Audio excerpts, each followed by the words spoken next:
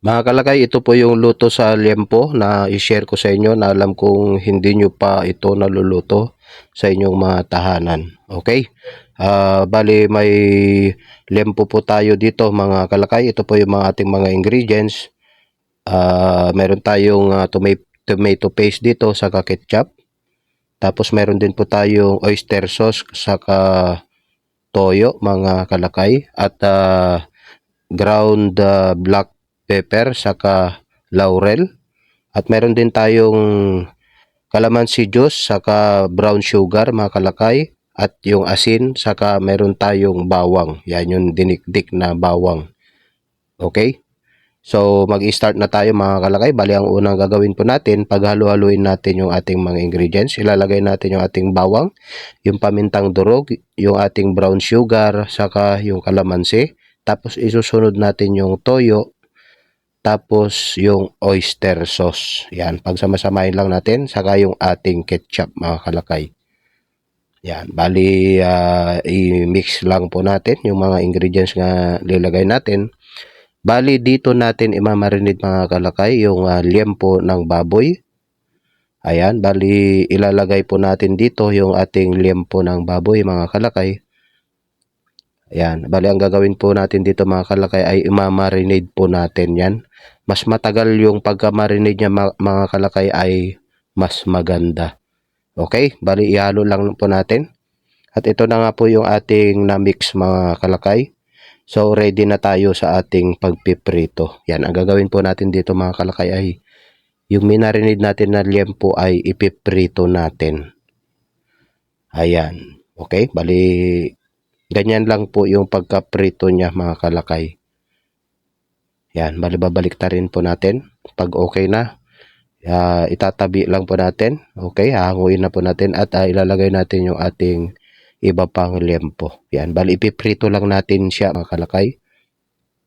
At kapag okay na mga kalakay, iseset aside muna natin yung ating prinitong liempo. Bali ito na po yung ginamit natin sa pagmarinate kanina mga kalakay. Ang gagawin po natin ay igigisa po natin. Saka natin isasama yung ating tomato paste. Ayan, ilalagay po natin yung ating tomato paste mga kalakay. And then hahaluin po natin siya.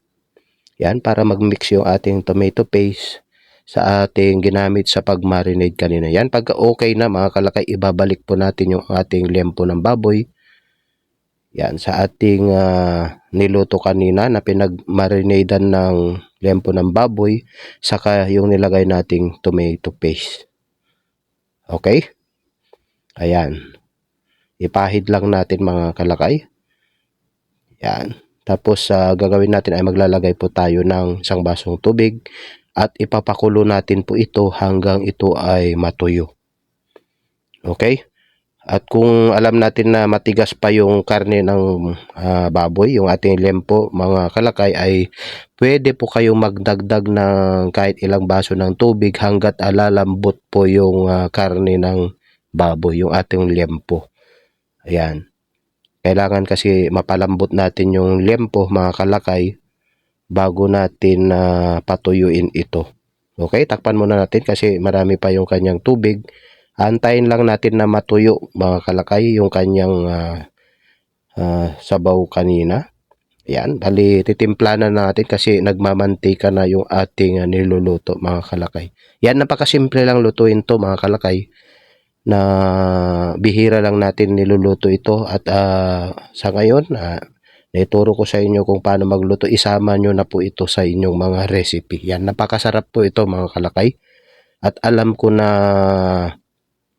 masasarapan ang inyong pamilya pag nagluto po kayo nito mga kalakay.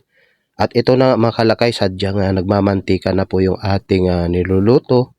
At luto na po ito mga kalakay. Bali babaliktad lang natin para maluto naman yung sa kabila niya. Yan, manunuot yung kanyang sarsa. Okay? At ito na nga mga kalakay, talagang nakakatakam yung itsura mga kalakay, and I'm sure napakasarap nito. Alright, kaya ilalagay lang natin sa isang pinggan mga kalakay para sa ating preparation sa ating pananghalian. Wow, talagang Napakasarap nito mga kalakay. Sarsa pa lang nito talaga sadyang babalik-balikan. At magluluto ka talaga nito. Okay, maraming salamat mga kalakay. God bless po sa inyong lahat.